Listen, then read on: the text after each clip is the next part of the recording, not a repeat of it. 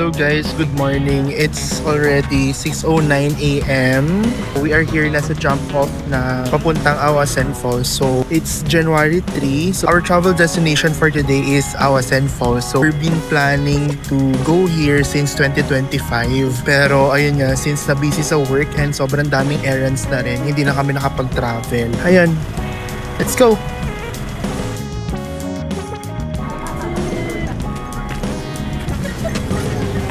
Dito na kami sa jump off.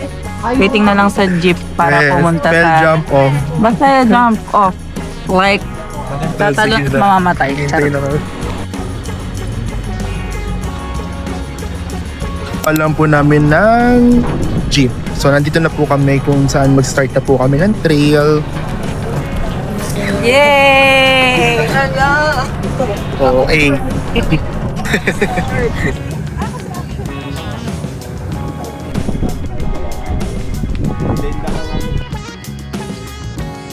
So, nandito na po kami sa tulay. Sobrang ganda ng tulay. Tignan nyo.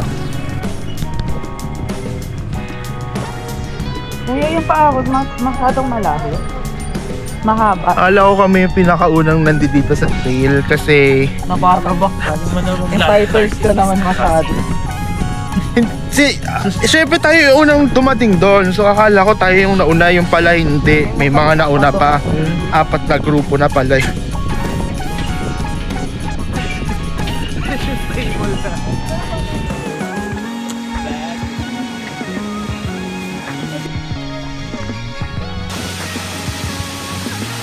So dito natin masasaksihan kung gaano karami kinain niya nung holiday season. Dahil grabe ang assault. Para may pupuli ka atin. So wala pa po kaming 1 minuto naglalakad. Hirihingal na. Sobra.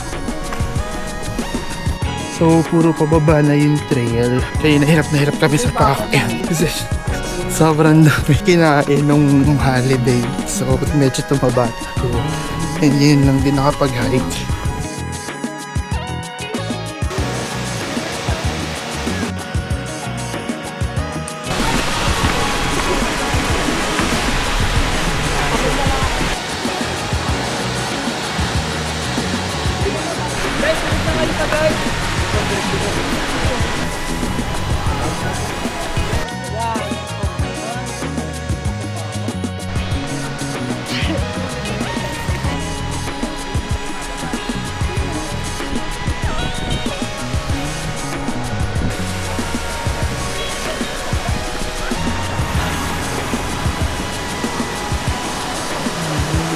So, anong masasabi mo ngayon sa Awasen Falls? Ganda. Super carry lang yung trail. Pero pagpabalik siguro mahihirapan na tayo.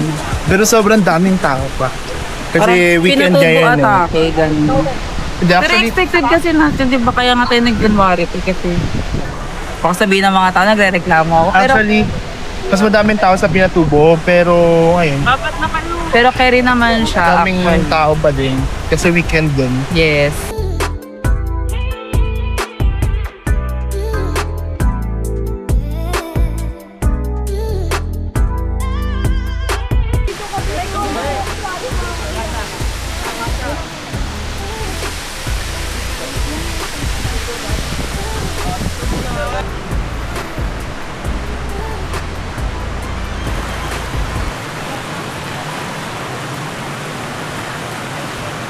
So, paakyat na po kami ulit sa holding area namin. Sa yung hike namin. And, ayun, ang mahirap dito is yung paakyat kasi sobrang daming assault. So, tara!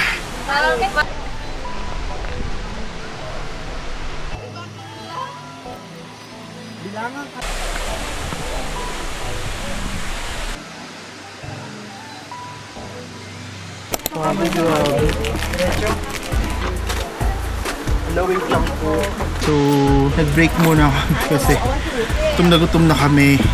Pagod kami sa assault. So, kakain muna kami ng siomay. Thank you. Ate, Siomay. sakop ni Kuya. So, itong siomay ay 3 for 20 pesos. 3 pieces for 20 pesos. Oo. Sarap ng water!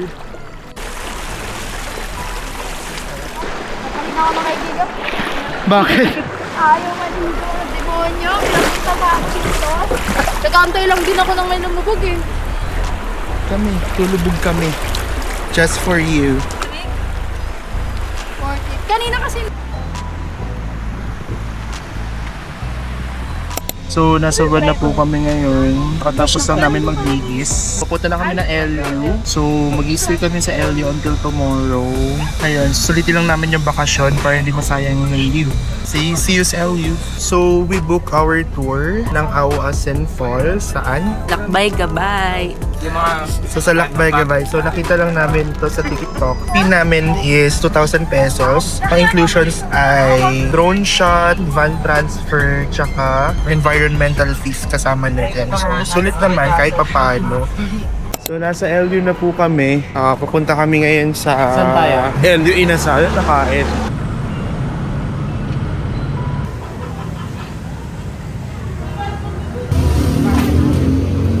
Wala pong ano? Paa? Sige, petro na lang po. Grabe, sarap ng inasal nila, oh. Kain lang kami kasi hindi pa kami nag-lunch. Simula kanina nung nasa Ilocos pa kami. Gutom na kami, grabe.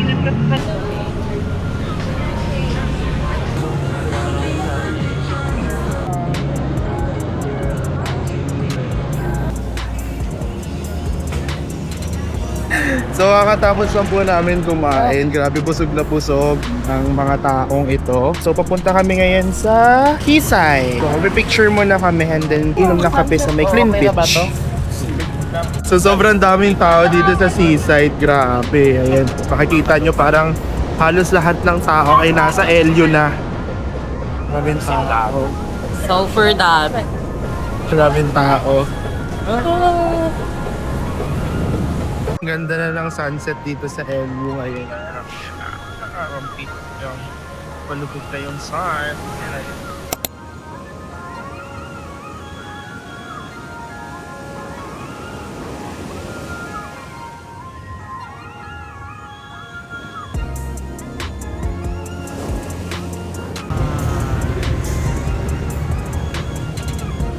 So dito na po kami ngayon sa Clean Beach.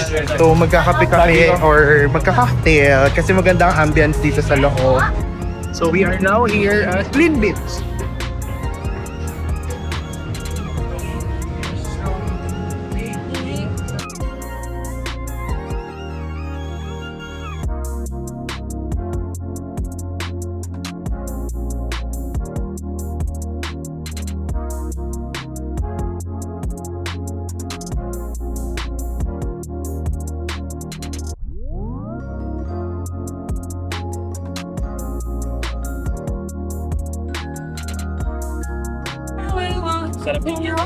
So order kami ng fries and chicken pop. Sobrang sarap.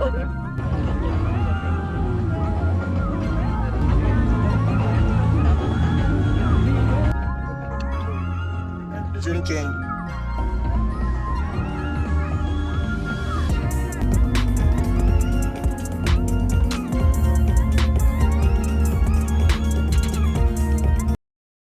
Hello guys, good morning. It is January 4 now and 8:15 a.m. So pupunta kami ngayon sa Seabuds. Kakain kami ng breakfast and tatambay doon kasi mamaya mga 12 p.m. uuwi na rin kami sa Manila kasi may pasok na rin tomorrow. Here at Seabuds. So mag-breakfast kami today. Ayun, wala masyadong tao pa. Siguro mga lasing yung mga tao ngayon.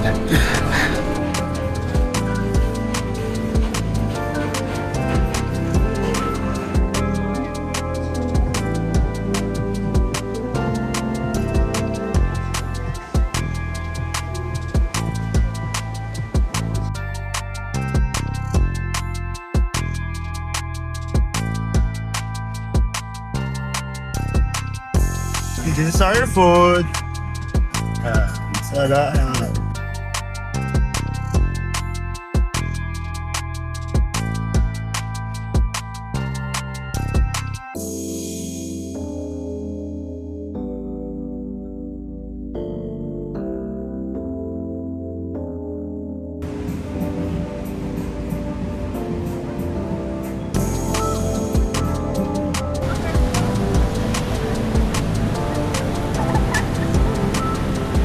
So, anong nagustuhan mo dito sa LU? Yung beach nila, ang ganda ng alon. Maganda yung alon, pero personally, wala, gusto ko kasi yung kalmadong beach lang kasi di naman ako marunong lumangoy eh. Sobrang lalaki ng alon kasi as you can see. Pang surfing siya. So, baka anytime waing ka na lang ng dagat. Mas gusto ko yung mga kalmadong beach lang like sa Anawangin.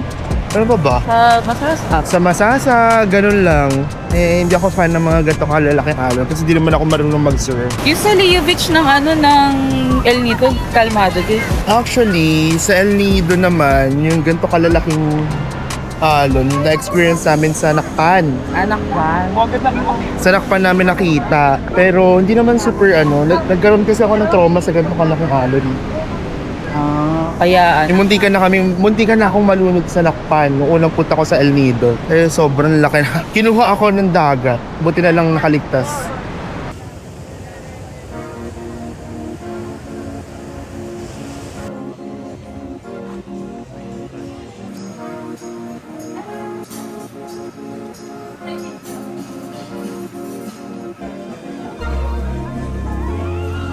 Seconds, 10, 9, 8.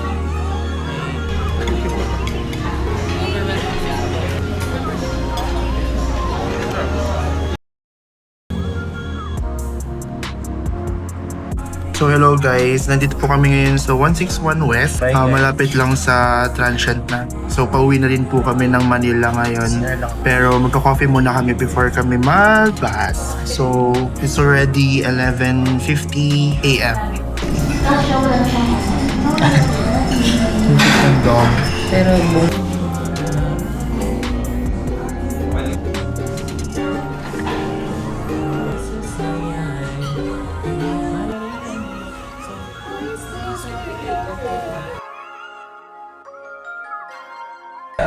Aesthetic person bago tumunala sa Manila. Pag-uwi ng Manila, tulala. Tulala, ganito. Yun na lang.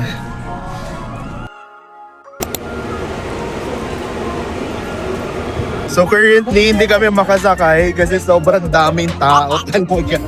Ayun yung tao, daming tao. So nagpapapasok sila ng mga trans passenger and ang current number namin ay 230. Ang current number pa lang ngayon ay nasa 100 pa lang. So di namin alam kung makakauwi kami tonight or baka tomorrow na, pero basta maghihintay kami. sabi niya 102, malapit sa 100, sino ako, pasok.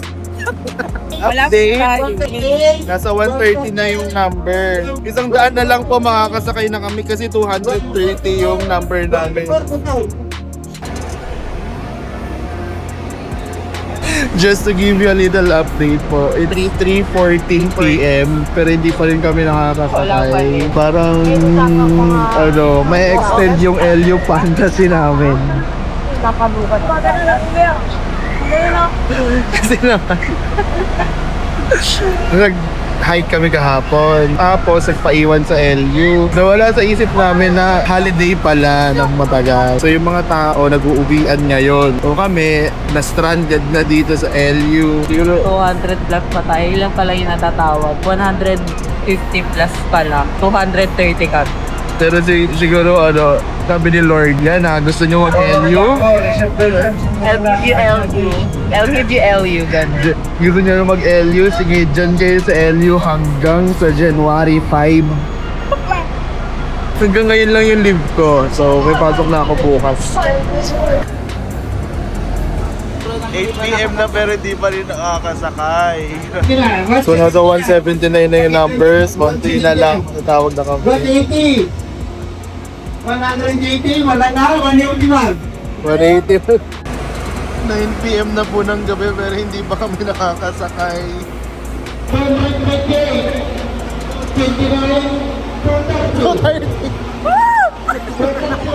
Kami yung tatlo. Hanggang 32. Kami tatlo.